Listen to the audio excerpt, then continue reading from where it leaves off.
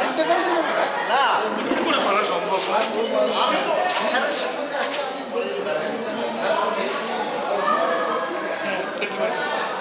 এই সাইডে মানে ওই সাইডে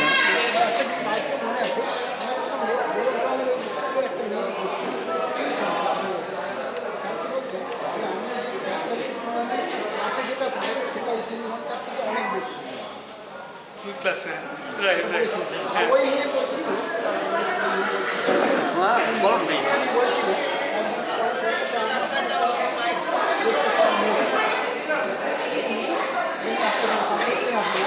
Sir did not allow him, allow her to come back to them. He is বাজারে অনেক ভালো ভালো লোক আছে, তুই আমার কাছে কেন করতে হবে? আমি আজকেও আমি আর স্যারের মোটের দরকার হয় আমি খাবনি আমার কোথায় আছে বাড়িতে খেয়ে এরা 10টা আসতে বলছিল 12টা আসবো 12টার 1 মিনিট পরে হবে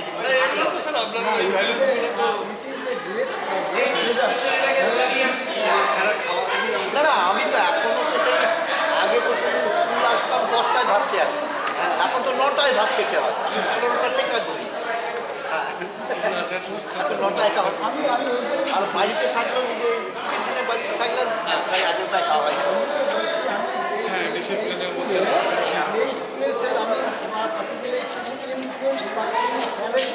স্যার এখনো ফুল স্ট্যামিনাতে আছে না না স্ট্যামিনা নেই কোলা কোলা হ্যাঁ এবার বুঝতে পারি নামটার সঙ্গে পরিচিত মুখটাকে তো আবার চিনতে পারি আপনি খুব এইখানে এসে ভলি খেলতেন আর আমরে লাগতো আজকে লেগে গেছে আর আমরা তো একটু ভয় করতাম আমার তো এইটা ভাঙা সহানুভূতি দেখাতে যেত ভয়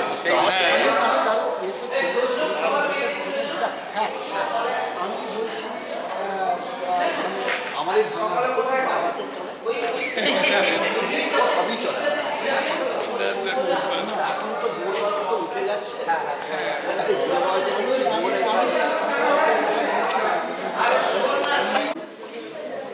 উপস্থিত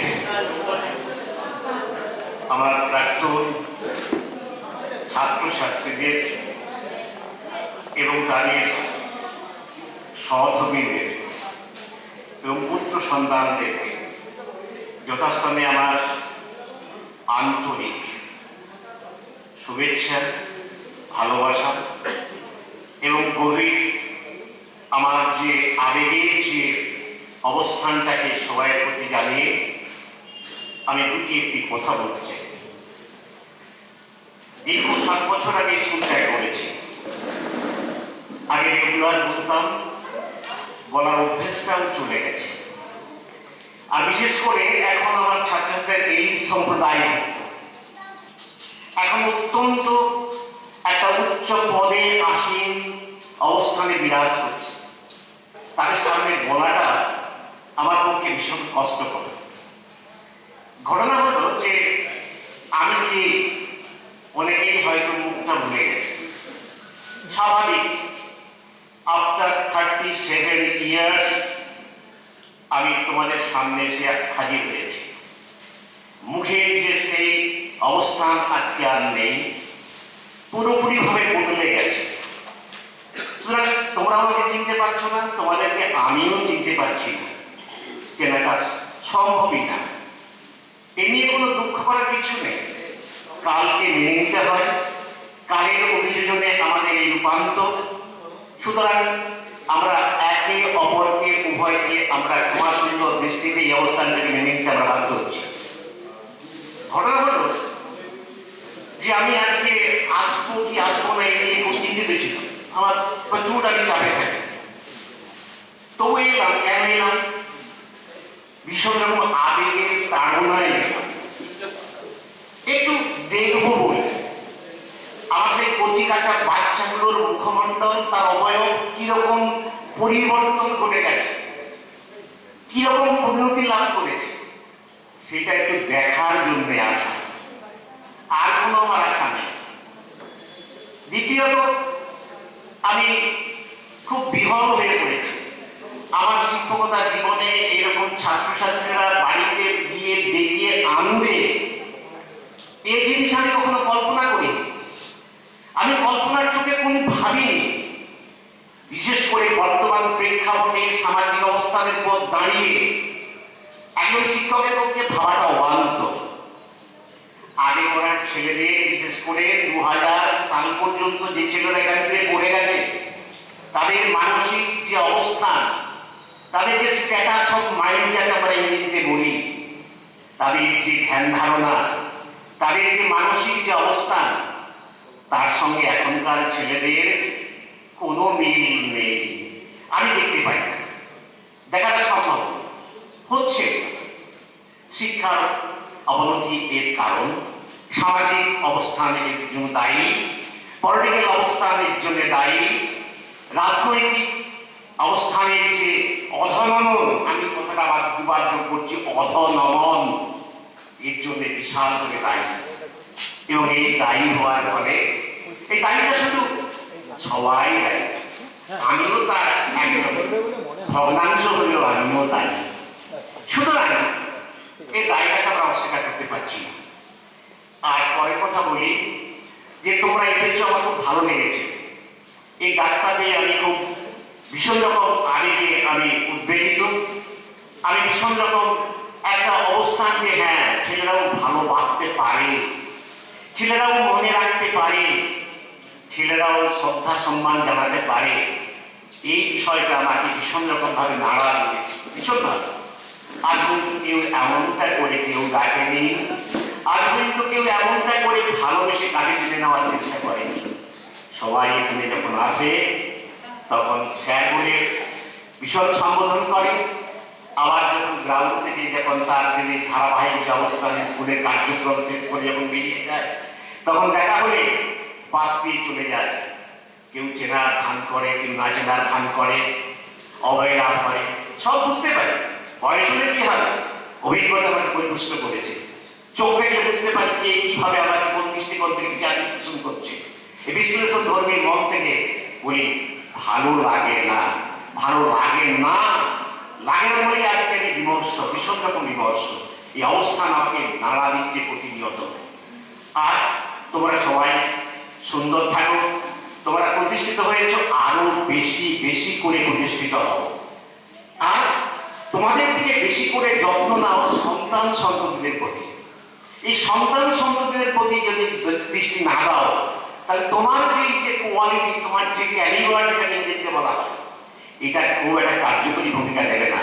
যা তুমি পেয়েছো এটা আরো বেশি বেশি করে সন্তান সন্ততিদের মধ্যে উন্মেষ করানোর চেষ্টা করো, তাহলে তোমার জীবনটা যথার্থ হবে।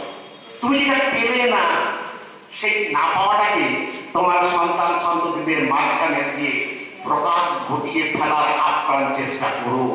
এইটুকু আমি ওদের পিতা, আমার লক্ষ্য ছিল যে আমার সন্তানরা একটু দুবেলা দুমুঠো খাওয়ার মতো, সম্মানের সঙ্গে বাঁচার মতো একটা অবস্থান তৈরি করি। হ্যাঁ, আজকে করেছে, ঈশ্বরের আশীর্বাদে আমার দুটো সন্তানই একটা জায়গাটা দিতে পেরেছে। যাই হোক না কেন, আমি সেটাই সন্তুষ্ট ও গর্বিত। তোমরাও নিশ্চয়ই সেই গর্ব অনুভব করবে বলে আমার ঠিক বিশ্বাস, এবং অলরেডি হয়তো গর্ব অনুভবের স্তরে চলে গেছো, সেটাও আমার বিশ্বাস। অনেকে যারা এখন গর্ব অনুভব করতে পারোনি, তার আপ্রাণ চেষ্টা করো, জীবনটাকে ছেলেমেয়েদের জন্য উৎসর্গ করো, তাতেই তোমার জীবনের আসবে সার্থকতা। না হলে জীবন অসার্থক হয়ে যাবে। আমি কি পেলাম এটা বড় কথা নয়, আমি কি দিলাম। আমি সমাজকে দেওয়ার কথাকে দিতে পারি, আমি বিশ্বাস করে আমিও দিতে পারি নাই বা পারি। আমার সন্তানকে রেখে গেলাম, একটা সন্তান রেখে গেলাম, তাকে তৈরি করে গেলাম, সেদিন আমি বললাম না ব্যর্থ, সে ব্যর্থতার উপর দাঁড়িয়ে সাফল্যের অবস্থানে চলে যায়, এটি আমার সার্থকতা, আমি বিশ্বাস করি। আর বলি সৎ থাকতে হবে, কিন্তু জীবনের সততা কিন্তু মূলধন। তাহলে প্রশ্ন করবে যে আপনি কি সৎ? না, সত্য মোটেই না।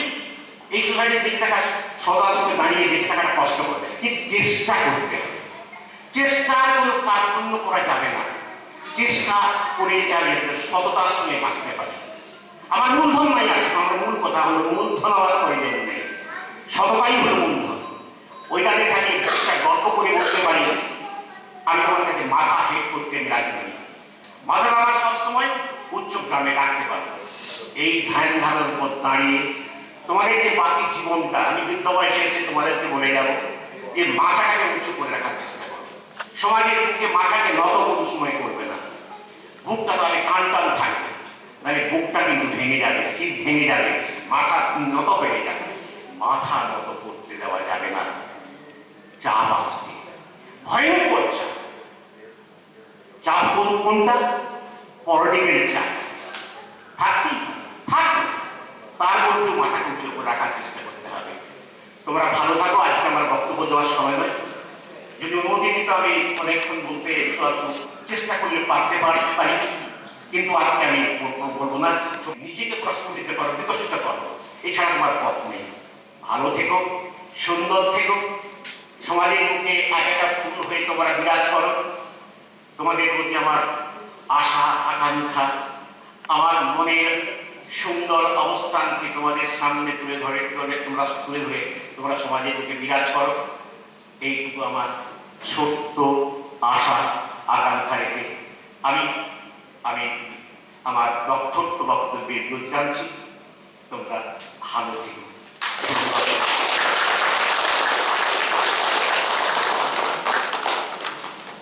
ধন্যবাদ অভিজিবরণ বাবুকে।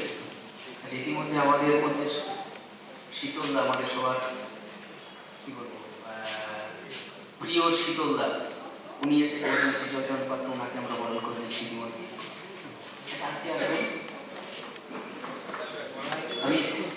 আমি স্যারকে অনুরোধ করছি, আসুন যে হোক নাম বলছি, আপনারা যে চাইবেন। ওকে,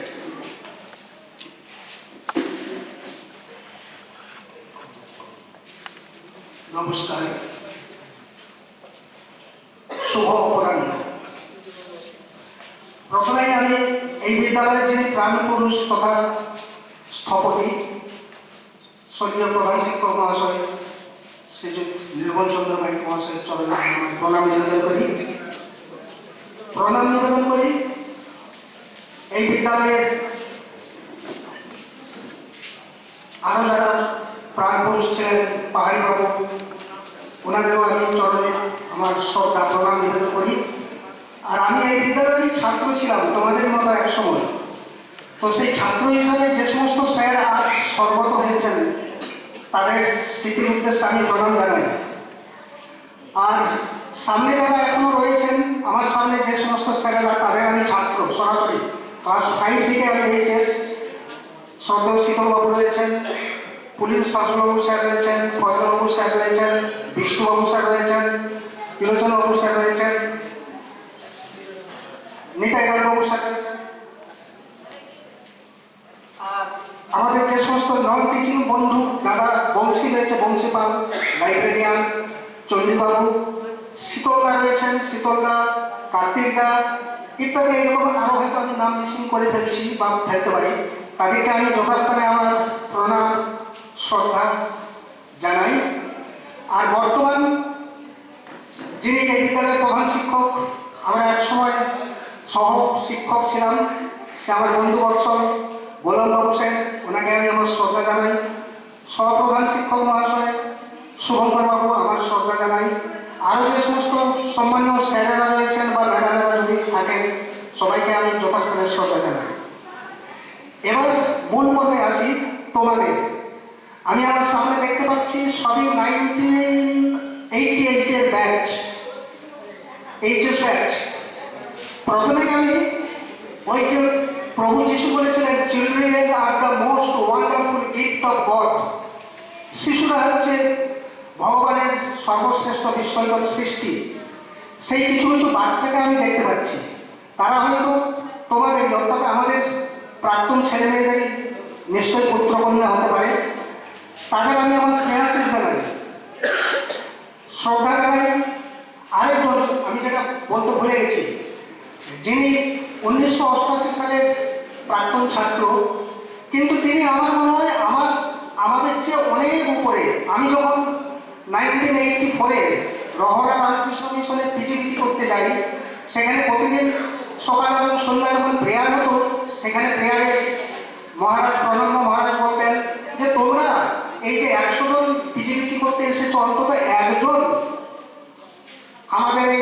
সন্ন্যাস জীবন মানে ত্যাগ জীবন যাপন করার চেষ্টা করে পারিনি, ব্যর্থ হয়েছি।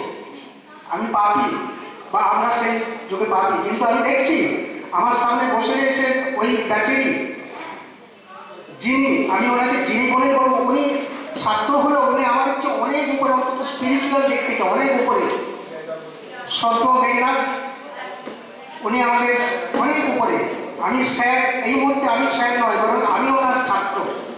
ওনাকে আমি আমার শ্রদ্ধা জানাই, যেহেতু এই স্পিরিচুয়াল দিক থেকে শ্রদ্ধা জানাই। আর রয়েছে তোমরা 1988-এর ব্যাচ, যে সমস্ত ছেলেমেয়েরা, তোমাদের আমি ভালোবাসা জানাই সবাইকে। প্রচন্ড পরিশ্রম করেছে, আমি তো দেখছি গত 1-1.5 মাস ধরে। অমিতাভ মাইতিকে আমি দেখছি, সাথে সাথে আরো কয়েকজন, আমি এই মুহূর্তে সবাই নামটা ভুলে গেছি, যারা গত 1-1.5 মাস ধরে বিভিন্ন স্যারেদের কাছে যাচ্ছেন বা এই প্রোগ্রামটা চালু করার চেষ্টা করছেন। তার নেতৃত্বে বা তাদের নেতৃত্বে তোমরা যেভাবে এই কর্মকাণ্ডটা করলে, salute and hats off to you all. আমার মনে হয় একজন পিতামাতা হিসাবে, পিতামাতার কাছে সবচেয়ে বড় আনন্দের বিষয় হলো তার সন্তানকে ক্রমশ বড় হতে দেখা। এর চেয়ে আনন্দ পিতামাতার হয় না। তেমনি একজন শিক্ষকের কাছে তার সন্তান সুলভ ছাত্রছাত্রীদের ক্রমশ বড় হতে দেখা, বড় মানে শুধু বয়সে নয়, উচ্চতায় নয়, বড় মানে বড় মানুষ। আর আমি বড় মানুষ বলতে শুধু যে ইঞ্জিনিয়ার, প্রফেসর, ডাক্তার, বিজ্ঞানী ইত্যাদি নয়। তোমাদের মধ্যে যে সমস্ত খবর পেলাম, প্রচণ্ডভাবে আমি শিহরিত এবং আনন্দিত। কেউ ব্যবসা করছে, কেউ কৃষিকাজে রয়েছে, কেউ ছোটোখাটো দোকান করেছে, মানে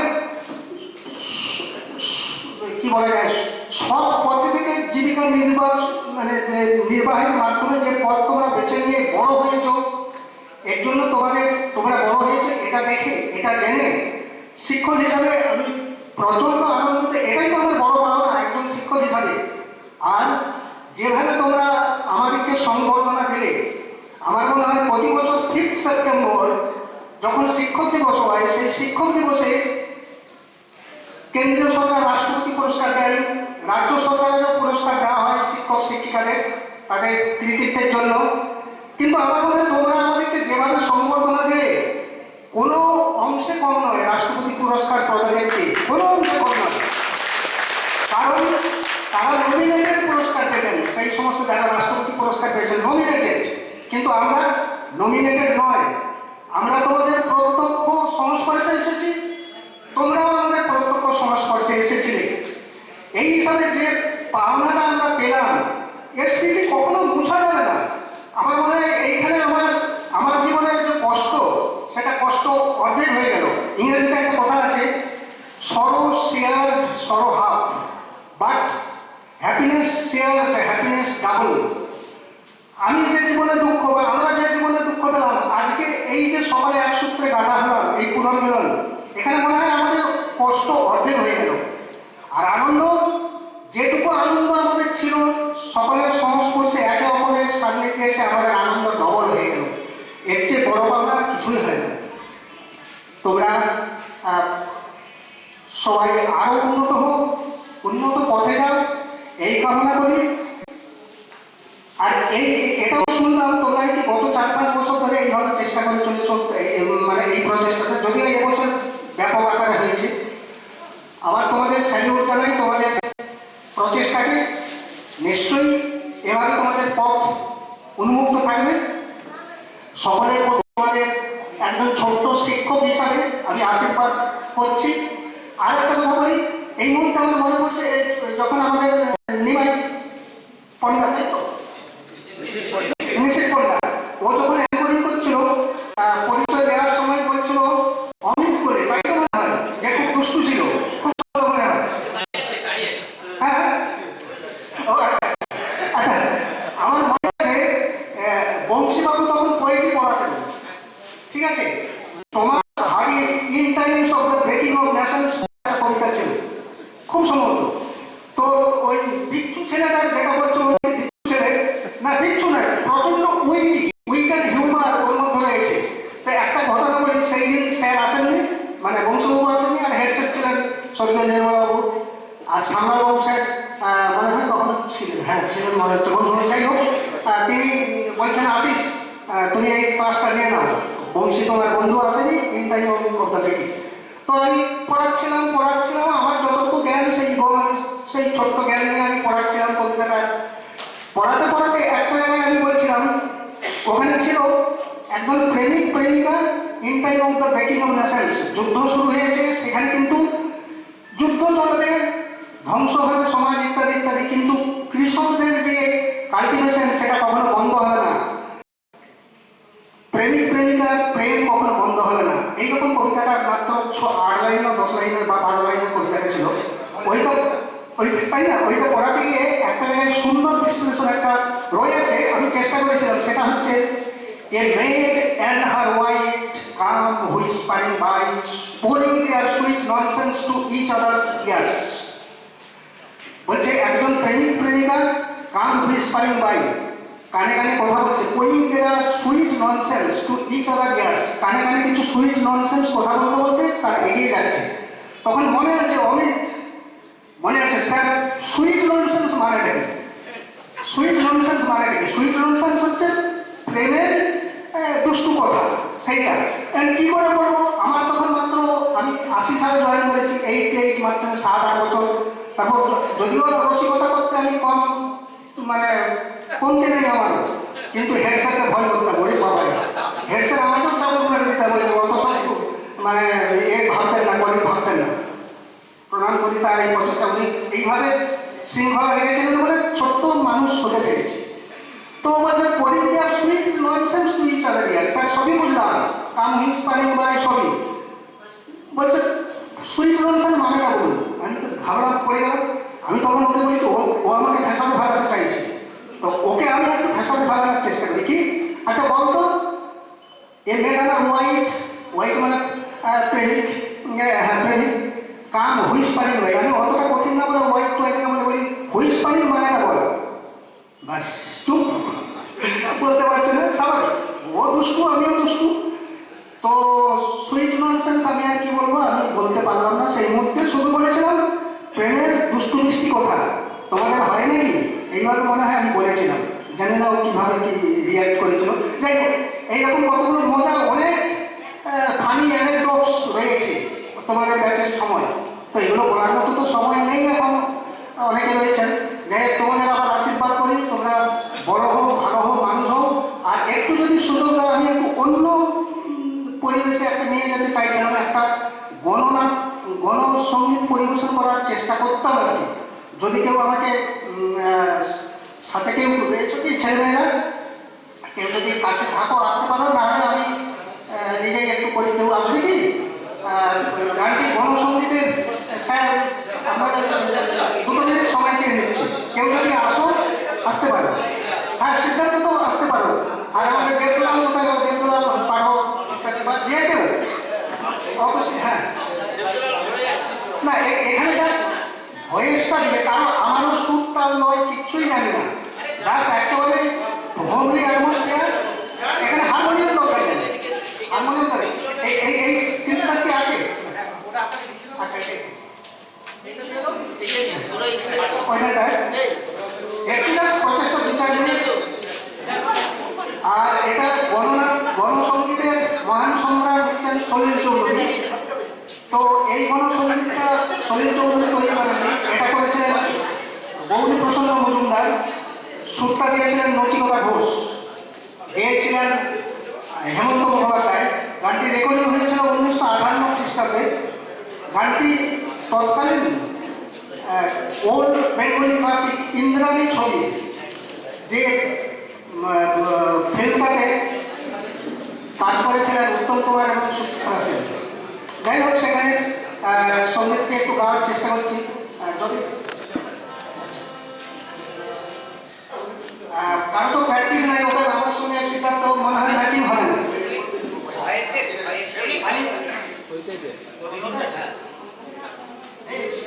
অমিতাভ আরেকটা কাগজ দাও না, একটা স্ক্রিপ্ট,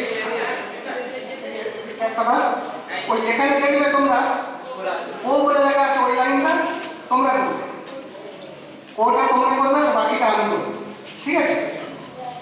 মিউজিক না একটু দিলে ভালো শেখাতে, বুঝলে? হ্যাঁ, তাহলে গাওয়া শুরু করি।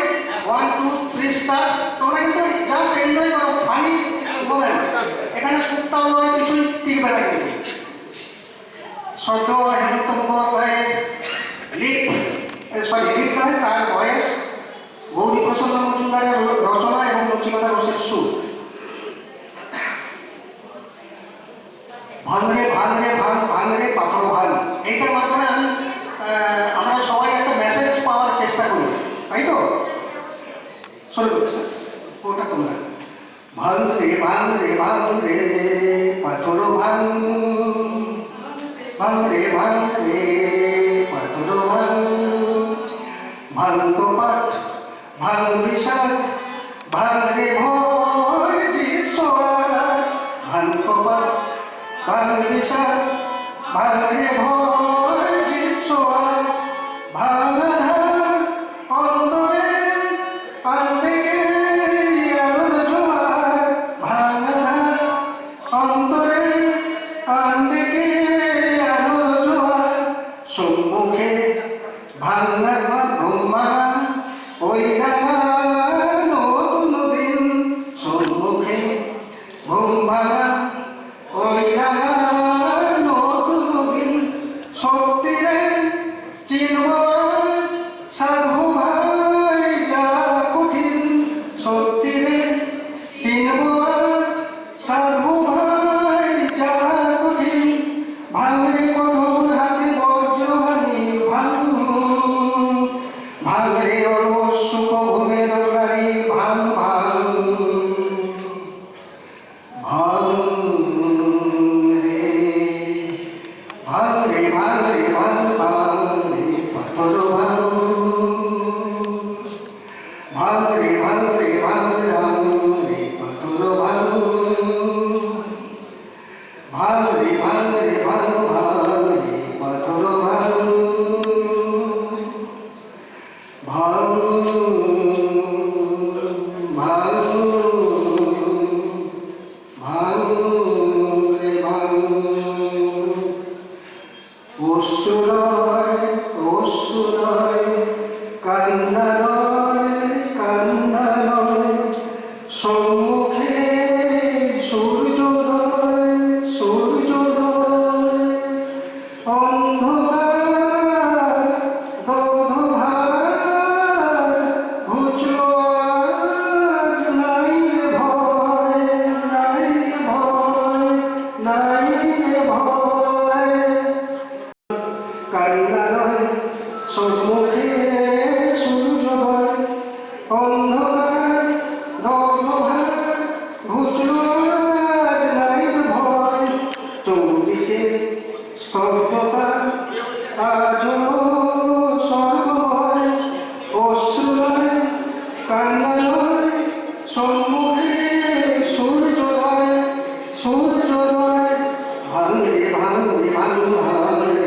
পাথর ভাঙরে ভাঙরে ভাঙ ভাঙরে পাথর ভাঙরে ভাঙরে ভাঙ ভাঙরে, ভাঙর ভাঙরে ভাঙরে ভাঙ ভাঙরে পাথর ভাঙরে ভাঙরে ভাঙ ভাঙরে। ঠিক আছে, শুভ